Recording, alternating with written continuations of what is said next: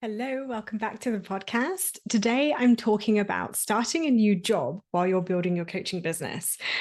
Sometimes this happens, right? You either have an opportunity in your current profession and it's just time to move, and you happen to be building a coaching business along the side, or you're going back and you're about to accept a new job and you're literally about to start and you're now navigating the challenge of having a lot of new input, a lot of new experiences, a lot of new routine and names to remember and responsibilities to take on. And I want to talk about the impact that could have on your coaching business, the impact that it could have on you, and some of the challenges that I've supported my clients to overcome when they're going through this, and to normalize some of the things that might come up for you in this process so that you don't feel so alone, so that you have some awareness of what to expect and some support and ways of thinking so that you can go through this transition yourself with more ease, with less compromise, or feeling less like you've had to sacrifice anything. Because I believe we get to have it all, and that is very much a mindset that we get to adopt no matter our circumstances. And I think that there isn't enough credit given to those individuals who are either going back to work or taking on the responsibility of continuing to progress their career alongside their coaching business. And I know that that can sometimes be both very exciting, but also sometimes overwhelming, because you're learning so much new already with your coaching business. Adding another element to that and another dynamic to that can make it just seem a little bit more bigger and complex than it needs to. So let's dive into this important discussion. So obviously, as you know, and I'll just give some context here, so I think context is so important. You know that I support my coaches to go full-time or stay full-time in their coaching business. And that being said, I want to talk about what even being full-time in your coaching business means, because I think the assumption is when you hear that it doesn't allow room for anything else. And actually, some of the most successful entrepreneurs have multiple streams of income. And actually, being an individual with multiple streams of income is not only a very clever way to diversify your income, but also to give you variety of challenge, of priority, of focus, and also just can create that sense of security and safety in your finances, in your mental and emotional and even spiritual well-being, when you know that certain things are being taken care of. So I just want to provide that context because I don't think that's said enough. And I hope that that's a breath of fresh air for me to acknowledge, because in my world, not that I really like that term very much, but when you come into my containers and we work together, I am very passionate about advocating that we are living in the real world where we need to have finances. We may have other goals and other commitments alongside our coaching business. And that doesn't negate from how committed, how passionate, how dedicated we are to making our business a success. So if you find that you are literally starting or about to accept a job or starting a new job, then the other thing that I see coming up quite a lot, especially with my clients, is this concept of like cheating. Let's talk about that for a second. Cheating on your business with your job, and having that conflict. And I hope even just hearing what I just said before gives you this, opens up the possibility that there are so many ways that you can do this. And it's just that people don't fucking speak about it, right? People are not actually as transparent about what their full circumstances are on social media. So there is this illusion that when you see all these coaches online, that you just assume that that's all they do. But you have no idea what their personal circumstances are. You have no idea what other interests they have, what other passions they have, what other income streams they have. And regardless of whether that's something directly related to their current or previous career, or it's literally just money to put food on the table, all of it is valid. And having that circumstance doesn't make you any less of a coach, doesn't make you any less successful as a coach. In fact, it just makes you a sensible person living in the 21st century who needs income. And if your coaching business isn't yet at the stage where it is your primary provider, then I think we need to be talking about this a lot more candidly and a lot more openly. And this idea of cheating on your business, and ironically vice versa, cheating on the job that you're in, and this applies to anyone, regardless of if this is a new job or an existing job. But, monogamy does not apply to your career in any which way. And monogamy is just a human construct, even in relationships. It's just a preference. And it definitely doesn't serve you to be thinking along those lines in your finances, because you're limiting yourself to income streams first and foremost. But you're also limiting and restricting yourself of the joy of being a multidimensional human who is able and has multiple interests and things going for them. You know that job isn't something that you necessarily want to be doing for the long term. Why not choose to claim what you have? Why not choose to be in full integrity and in full celebration of what you are willing to do in order to build the business of your dreams? I think that's incredible, personally. And I am a huge advocate for that in every which way, in every way that can come about. So I hope that gives you some reassurance. And if it has, drop me a DM. I absolutely love to hear from you, to know that this is impacting you in the way that I intend it to. Because when I see it come up for my clients, it comes up as a limitation. And my clients who thrive, hence the name of my one-to-one, Thrive, they get to thrive in every area of their life. And it is about literally like taking down the self-limiting expectations of what we think we should look like, and actually being candidly honest with ourselves about what our reality is, and choosing to be the embodiment of somebody who is in full acceptance and celebration of what they are doing, what they are choosing to do. Because the alternative is you could choose to be, full-time in your coaching business at the detriment of your other passions. And that doesn't have to be the case. You could choose to be depleting your savings. And if you don't have a safe relationship with money and a very solid money mindset, which is a surprisingly large amount of what I do with my clients inside my one-to-one program, but money mindset is a huge aspect of it. And if you don't have the internal safety to see that your savings may be depleting as you build the skill of client creation, and then eventually that starts to swing the other way, then you're cutting your nose off to spite your face by not allowing yourself to have income coming in. This is something that I think is really important to say. When I first left my corporate career, I was in such a negative mindset about it that it was very much an escape. I was using my coaching business as an escape from corporate. Now I am entirely neutral to it. If I had to go back, I would. And it fascinates me because one of my clients said to me near the end of one of our coaching containers, she'd gone full-time in her coaching business, and that was amazing. And she said to me, I'm never going back to corporate.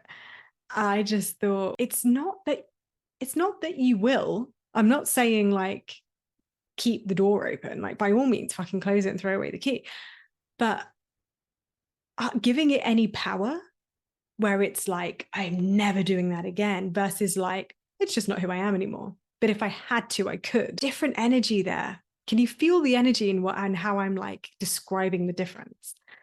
And it just makes me chuckle because I went through that myself. I felt exactly the same way. I was like, never again. And now here I am, entirely neutral, and actually with a far more level head, really being able to coach my clients to neutrality so that they can make aligned decisions that support them in their finances, emotionally, and in every which way, to be honest with you. So we've massively digressed. Apologies. I'm usually far more on point, I think. Maybe I'm not, but hey, here we are. And let's talk about actually then going back into a job or starting a new job and just having to navigate the waters of a lot of new data, a lot of new experiences, new people, new information, new routines, whilst you're building your coaching business, and how to maintain the two. So one thing that I have literally is the hill I will live and die on from back in my recruiting and HR days. I always said to the people that I supported in their career transition that it is imperative you prioritize time off from the last job going into the new job. If you're already not working, then great. And you've just got your coaching business, then that's absolutely fine. You can just start the job whenever. But if you are already in a 9-to-5 and you're changing from one 9-to-5 to another 9-to-5, have a break. You need the longer than a weekend, ideally a week. You need to gift yourself the time and energetic space to mentally wind down from being so plugged in to a specific like environment, people, culture, way of being, routine, systems, even like literal systems and process. Like you're going to be so tapped into your current and old way of doing things that transitioning to a new way is a shock to the system. It's like information overload. You need to have that break. So step one, gift yourself a break in between the two. And I know many of you are about it. You just want to get the money. You want to jump right in. Give yourself that break. Same as well if you've got kids going back to school and then you're going to start the job. Gift yourself some time alone, even if you haven't been working. That is incredibly important too.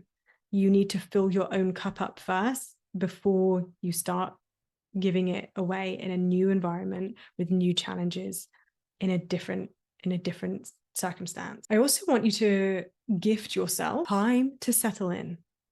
It's important to normalize a new way of being, just as you would normalize a new income level, a new salary level, a new revenue level in your business.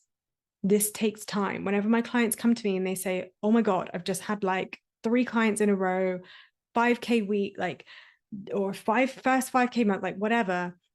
And they're like, whoa, what does this mean? You need to give yourself a moment to normalize it, let it soak into your identity, and so that it does become the new normal. Otherwise, what happens is that you jump in, you don't give yourself time to normalize it, and your nervous system goes, what the fuck's going on here? And you either get ill or you burn out, and then you can't sustain it. And then you wonder, you start to question, oh God, was I better off staying where I was, even though it wasn't serving me? So be mindful that you give yourself time, just as the company is probably giving you a probation period. The probation period goes 2 ways. I'm using very corporate speak here, but in the context, this makes sense. So you want to give yourself a settling in period, a normalizing period, to see if it actually does serve you. Because if it doesn't serve you, what is the point? I then invite you to remember to zoom out a little bit. Okay, you've had lots going on.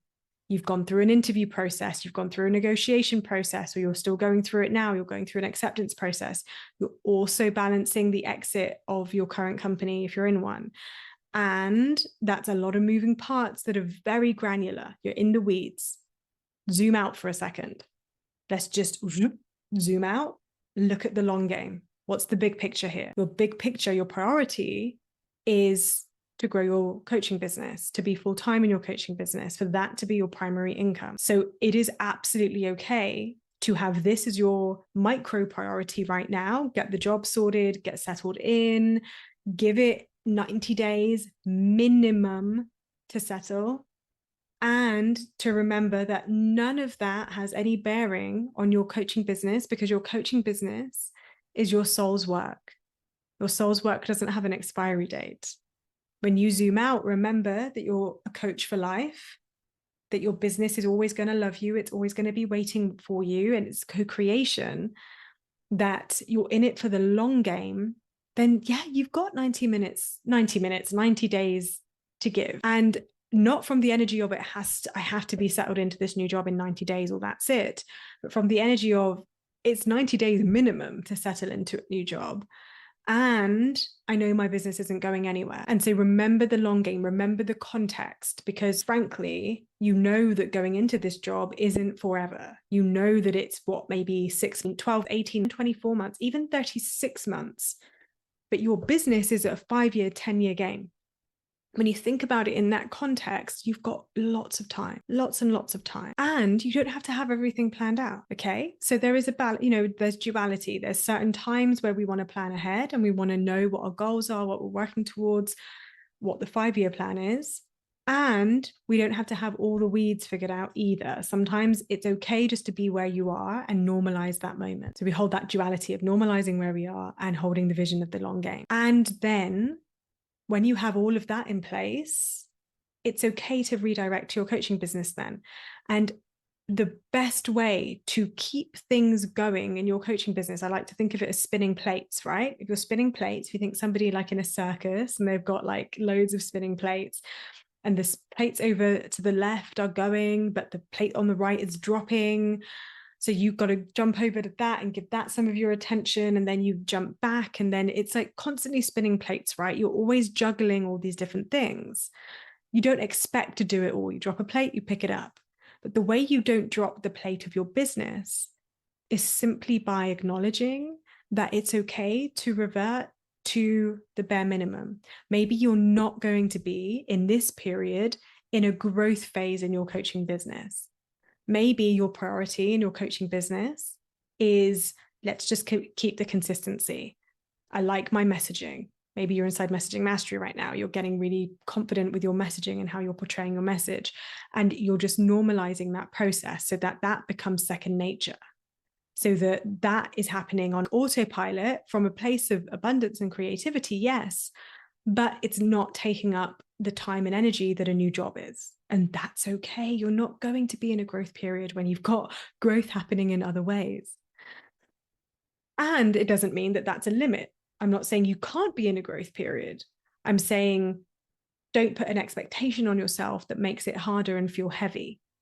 If actually, though, the momentum of a new job, new opportunity, new people, new routines, better pay or better circumstances, better conditions, better location, better commute, actually inspires you to ramp it up in your business, amazing. Be where you are, know thyself. And if you don't, hire me. Drop me a DM, let's get you in for a consult. And even if it is good, even if this does flow very readily for you and you're like, actually, this is exciting for me, and having that accountability week by week to stay on track and to keep the momentum going in a way that is sustainable, even better. Give me a DM, let's have a chat. And if we want to work together, we'll schedule a consult, or you can go ahead and do that in my website, www.coachingwithpamella.com, and we can have a chat about one-to-one. But either way, be where you are, okay? Be where you are, know thyself, and approach your business from the place of, yes, I get to have it all, and I'm navigating new circumstances which can bring new challenge. So I'm going to show myself compassion and be gentle with myself, which also means the next step, prioritize self-care. Very easy when life is hectic, when exciting things are happening, starting a new job, new opportunity. It's very easy to let the gym slip, to let your spiritual practices slip, to let your journaling and belief work slip. This is the time to double down. This is the time to identify what works in your life and make a concerted effort to prioritize it in your new routine. And again, compassion and be gentle, because it might be that you don't know the routine for the first few weeks. You're normalizing it. You're finding out, you're getting information. You might be onboarding. You might be flying to different locations. That therefore means, okay, at the earliest opportunity, be sure to prioritize the things that nourish you, the things that help you operate from abundance and keep you sane. Be unapologetic about that, because it will make you a better colleague, and it makes you a better business person. Okay. You can be an entrepreneur mindset in the workplace. They make way better employees than employees do. And they still have an exit plan. This is something I love to do with my one-to-ones. In fact, I do it with all my one-to-ones who are in their career. So this 100% applies to you. Having an exit plan to know exactly what the long game is and be able to see a vision for how it's going to pan out and to know what you're working towards with a very simple, very achievable exit plan that factors in what your expectations are from your business over the long game. It sets you up for success. So, as I said earlier, with the long game and not being in the weeds and not having to know everything, the truth is, I know that you know what you want, and probably what you want, if you're listening to me in this podcast, is that really, even if you've prioritized a career growth opportunity, more money, better work conditions, just a nicer team maybe, or whatever your reasons are, you get to love your reasons, and it doesn't negate from your commitment and dedication, as I said at the beginning, to your coaching business. But how do we ensure that and that you don't get lost in the day-to-day of the new job? We have an exit plan.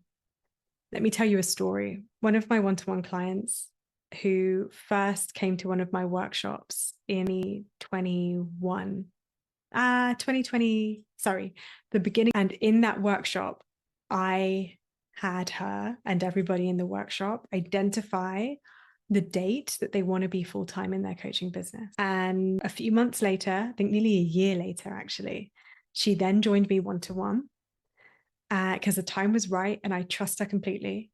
And we worked together for 6 months. And then another few months because she stayed on and renewed with me, as many of my clients do. And when we ended our container, she was literally working her notice, and she was 1 month early on the date that she had set to leave her corporate career to go full-time in her coaching business, all from a free workshop. Okay. So I share that story with you because it fills me with pride, first of all, of what is possible for you. It reminds me of how I felt when I was in your shoes, how much I wish there was somebody that talked about what I'm talking about right now and could even present the possibility that you get to have it all.